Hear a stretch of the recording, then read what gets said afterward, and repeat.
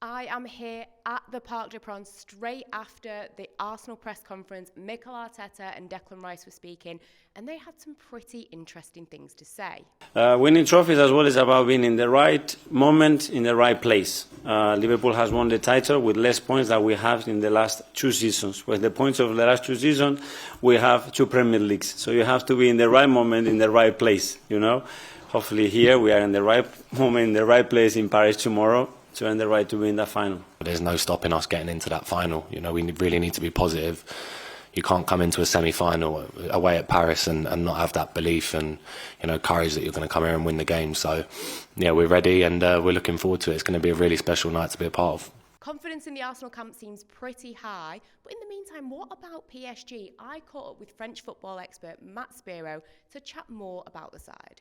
First up, what has the mood been like in France with PSG? Are fans feeling confident going into this?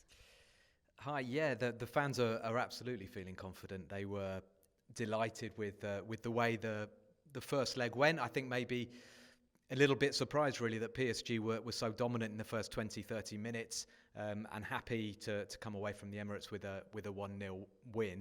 PSG are so strong here at the Parc des Princes that you know they would absolutely have taken that even if they had 1 or 2 chances to make it 2-0. So there's a lot of confidence, but nobody is kind of, you know, feeling like it's already done because PSG have had a lot of heartbreak in the last decade or so. But there's a feeling among the fans like surely this time we're not going to mess this up. Like the team seems to be so confident. They've got a great balance. There's a great dynamic under Luis Enrique. So there's a lot of confidence.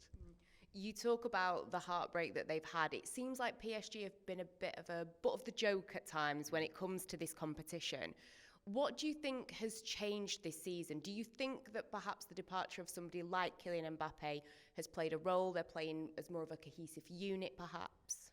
I think it's a multitude of things. I think the atmosphere generally in the club changed last season, and they did reach the Champions League semi-finals last season. I think Luis Enrique, he's all about the collective. He's all about, you know, a passing game, everybody involved. And he was strong even at times leaving Kylian Mbappé out last season. I think it's easy to say, oh, Mbappe's gone, no more egos, it's a collective game. I think Mbappé, when he was there was this huge pressure on his shoulders insofar as if PSG are going to win the Champions League, he is going to have to produce. And a lot of the other players probably felt that as well. Whereas now, the goals are coming from everywhere. Everybody sort of has trust in one another. What I really sort of respect and like when I'm watching this PSG side is the way that whenever somebody gets the ball, they win the ball back. The first reflex, the first instinct is to look to see who's better positioned. And that's something we didn't see over the years. You know, Neymar, Mbappé, Messi, phenomenal footballers.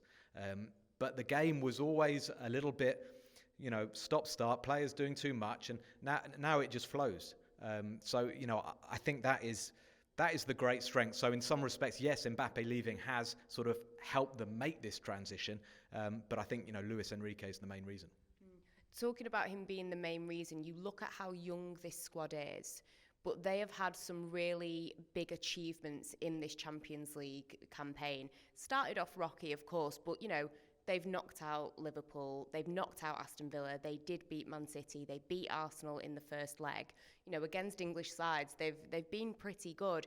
What do you put it down to with the players being so young, having such a great mentality, going up against teams like that? Do you think it is down to the manager and what he's instilling in them?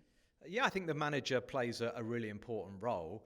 I think they're young players, but they are very, very gifted young players, and some of them have been very sort of, you know, expensively purchased. You know, João Neves is absolutely phenomenal. He's only 20.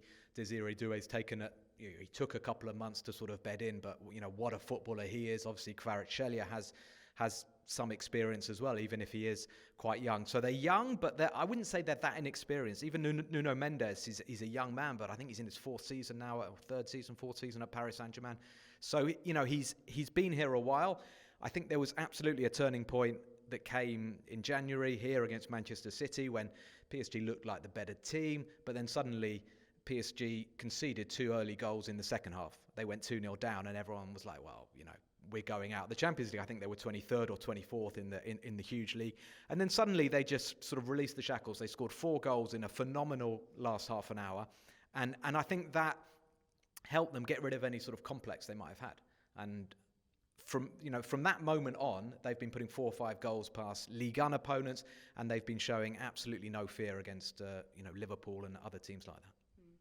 Talking about the goalkeeper now, Gianluigi Donnarumma, it's been a bit of a mixed bag for him since his arrival in Paris. You look at his performances against Liverpool, against Aston Villa, the 2 key saves that he made against Arsenal. How big is this night for him, especially with the reports that he would like a new contract and the way that things have been quite up and down for him? I always remember that Real Madrid fixture in the round of 16 when he made that mistake, and it's been quite a change of tides for him as this competition has progressed and his time with PSG has progressed, maybe. Yeah, it has. It's been a massive change.